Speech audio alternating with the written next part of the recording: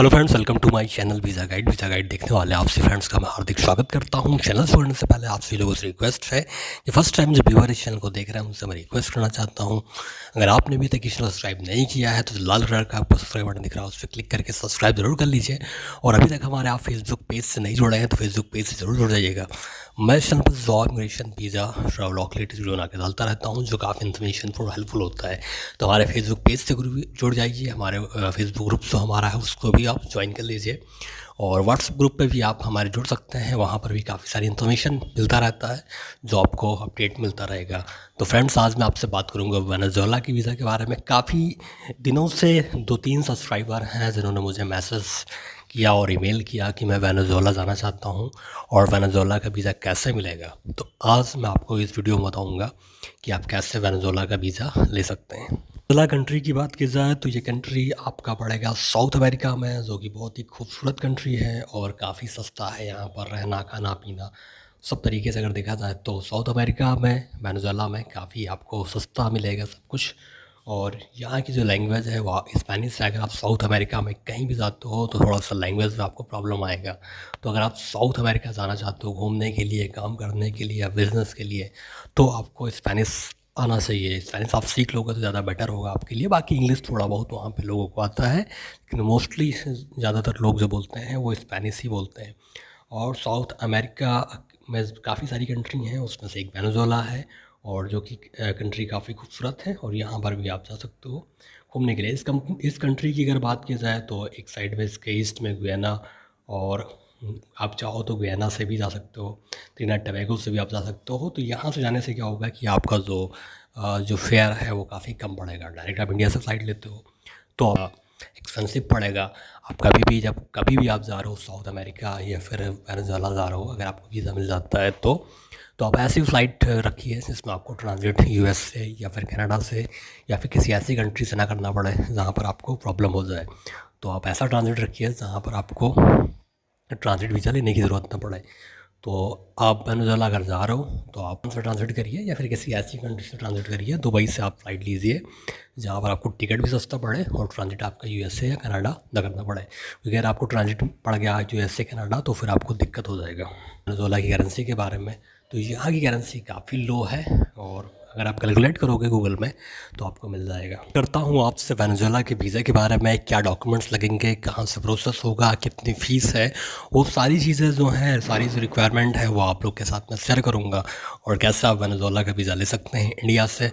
Venezuela country जो है ये बहुत ही देखा जाए तो इसकी करेंसी साउथ अमेरिका में सबसे लो है और यहाँ का वीज़ा आपको ज़्यादा आसानी के साथ नहीं मिल सकता है, क्योंकि साउथ अमेरिका में किसी भी कंट्री में आप जाते हो तो थोड़ा सा वहाँ का वीज़ा डिफ़िकल्ट है, क्योंकि वहाँ पे लोग घूमने के लिए काफ़ी कम जाते हैं और इस कारण एक ट्रैवल डेस्टिनेशन की तरफ से देखा जाए तो ज़्यादा वो साउथ अमेरिका है नहीं। हाँ, अगर आपकी ट्रैवल हिस्ट्री ठीक है, अगर आपके पास बैंक बैलेंस अच्छा है, बैंक स्टेटमेंट अच्छा है, तो आप साउथ अमेरिका का वीज़ा पा सकते हो। लेकिन अगर आपका फ्रेश पासपोर्ट है, ट्रैवल हिस्ट्री ज़्यादा अच्छा नहीं है, एम्प्लॉयमेंट आपका सही नहीं है, बैंक स्टेटमेंट भी आपका अच्छा नहीं है, तो साउथ अमेरिका की जो कंट्री हैं, चाहे आपका वेनेजुएला हो, चाहे आपका इक्वाडोर हो, चाहे आपका पेरू या कोलंबिया, यहाँ का वीज़ा मिलने में आपको काफ़ी ज़्यादा दिक्कत का और परेशानी का सामना करना पड़ सकता है। तो क्या क्या डॉक्यूमेंट्स चाहिए अगर आप वेनेजुएला का वीज़ा अप्लाई करते हैं, वो सारी चीज़ें मैं आपको बताता हूँ। अगर आपके पास ये सारे डॉक्यूमेंट्स अरेंज हो जाते हैं तो फिर आप वेनेजुएला का वीज़ा अप्लाई कर सकते हैं। देखिए, सबसे ख़ास चीज़ ये है कि अगर आप ये सोचते हैं कि मैंने किसी कंट्री का वीज़ा अप्लाई किया, मुझे मिल जाएगा, तो गारंटी किसी भी कंट्री के वीज़ा की नहीं है। अगर आप इस तरीके से अप्लाई करते हो कि हाँ मैंने अप्लाई किया, मिल गया तो ठीक है, नहीं मिला तो फिर किसी और कंट्री में अप्लाई करेंगे, इस तरीके से अगर आप अप्लाई करते रहोगे तो आपको किसी बेटर कंट्री का वीज़ा ज़रूर मिलेगा। तो हिम्मत मत हारिए। अगर आपको शेंगन नहीं मिला आप यूके अप्लाई करिए, अगर आपको यूके नहीं मिला तो आप यूएस अप्लाई करिए, अगर आपको यूएस नहीं मिला तो किसी और कंट्री में अप्लाई करिए, लेकिन अप्लाई करिए तो एक ना एक दिन आपको वीज़ा ज़रूर मिलेगा। बात करते हैं वेनेजुएला का। अगर आपको टूरिस्ट वीज़ा लेना है तो डॉक्यूमेंट्स क्या क्या रिक्वायर्ड है, तो सबसे पहले आपका पासपोर्ट 6 मंथ तक वैलिड होना चाहिए और एप्लीकेशन फॉर्म, जो कि मैं आपको लिंक दे दूंगा, वहाँ से आप डाउनलोड कर सकते हैं। और आपका जो पासपोर्ट साइज़ की फ़ोटो है 3x3 वाइट बैकग्राउंड के साथ में, ये भी लगेगा। और उन्होंने स्कैन्ड फ़ोटो नहीं मांगा है, आप फ़ोटो आपको लग चिपकाना पड़ेगा फॉर्म में बाकायदा। कवरिंग लेटर आपको, उसमें आपको आइटिनरी मेंटेन करना पड़ेगा, एक एक चीज़ आपको बताना पड़ेगा कि आप वेनेजुएला क्यों जा रहे हो और वहाँ जाके आप क्या करोगे। तो हो गया, अगर आप काम करते हैं तो आपका एम्प्लॉयमेंट लेटर लगेगा, अगर आप स्टूडेंट हैं तो आपका स्टूडेंट आईडी लगेगा, और अगर आप सेल्फ एम्प्लॉयड हैं तो आपके बिज़नेस के पेपर लगेंगे। तो अगर आप एम्प्लॉयमेंट हैं तो आप जो लीव आपको मिलेगा आपके ऑफिस से, ये आप लगा सकते हो, इसमें आपका मैनेजर का साइन रहेगा। अगर आप स्टूडेंट हो तो आप अपने कॉलेज के प्रिंसिपल से लिखा साइन करा सकते हो कि आपको इतने दिन की छुट्टी मिल रही है और आप वेनेजुएला घूमने जाना चाहते हैं, तो वो आप लगा सकते हो। करने वाली बात है कि आपको कंफर्म एयर टिकट नहीं लगाना है किसी भी कीमत पे, क्योंकि अगर इन द केस आपका वीज़ा रिफ्यूज़ होता है तो बहुत बड़ा आपको नुकसान होगा। तो यहाँ पे आप टिकट लगाइए, होल टिकट लगाइए। अगर आपको वीज़ा मिलना होगा तो मिल जाएगा, नहीं मिलना होगा तो कोई बात नहीं। और आपका फॉर्म 16 आप लगा सकते हो अगर आप काम करते हो तो।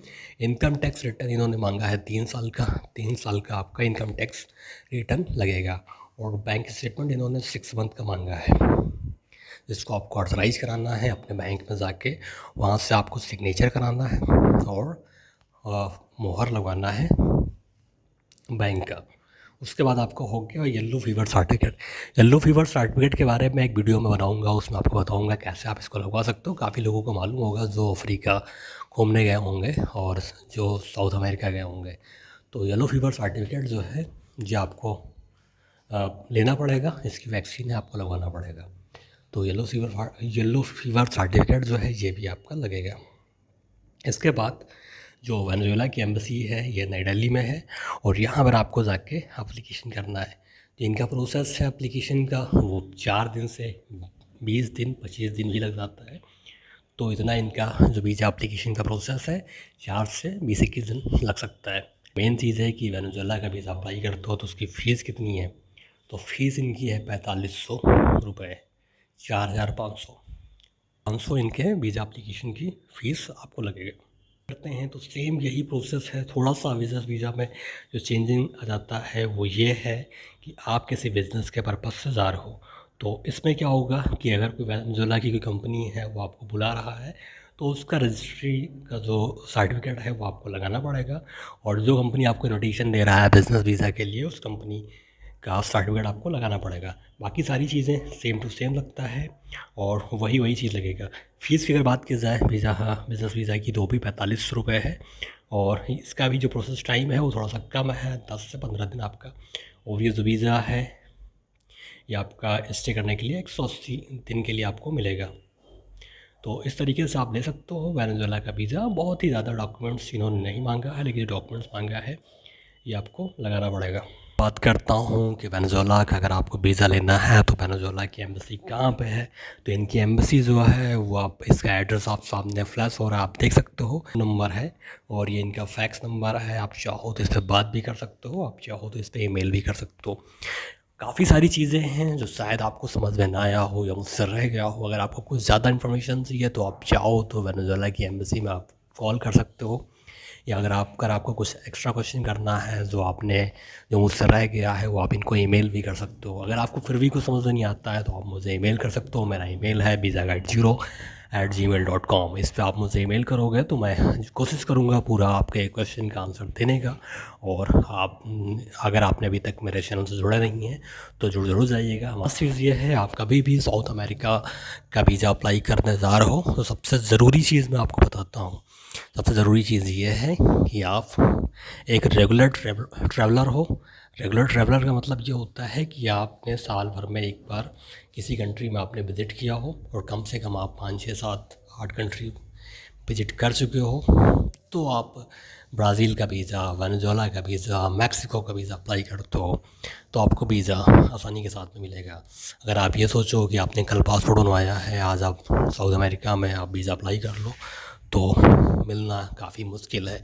साउथ अमेरिका का वीज़ा क्यों नहीं मिलता है, सबको पता है कि क्यों नहीं मिलता है, क्योंकि काफ़ी लोग वहाँ से यूएस टंकी लगाने की कोशिश करते हैं, जो कि बहुत ही गलत है। एक दो लोग करते हैं, नाम पूरे देश का ख़राब होता है। तो ये बिल्कुल नहीं करना चाहिए। आपके पास जो वैलिड वीज़ा है उसी वीज़े पे आप यूएस जाइए, क्योंकि आप साउथ अमेरिका में किसी कंट्री में जाना चाहते हैं तो घूमने के लिए, या फिर आप बिज़नेस करने के लिए, आपको शादी करना है, तो उसके अलग अलग वीज़े हैं। और वेनेजुएला का भी आपको कई कैटेगरी का वीज़ा मिलेगा। वीडियो मैंने आपको बता दिया कैसे आपको टूरिस्ट वीज़ा लेना है, कैसे आपको बिज़नेस वीज़ा लेना है। अगर आपको कुछ और इन्फॉर्मेशन चाहिए तो आप मुझे ईमेल कर सकते हो। तो अगर आपको वीडियो अच्छा लगा है तो लाइक से सब्सक्राइब ज़रूर करिएगा। मिलते हैं नेक्स्ट वीडियो में किसी लेटेस्ट वीडियो के साथ में। तब तक के लिए बाय, टेक केयर, धन्यवाद, थैंक यू सो मच।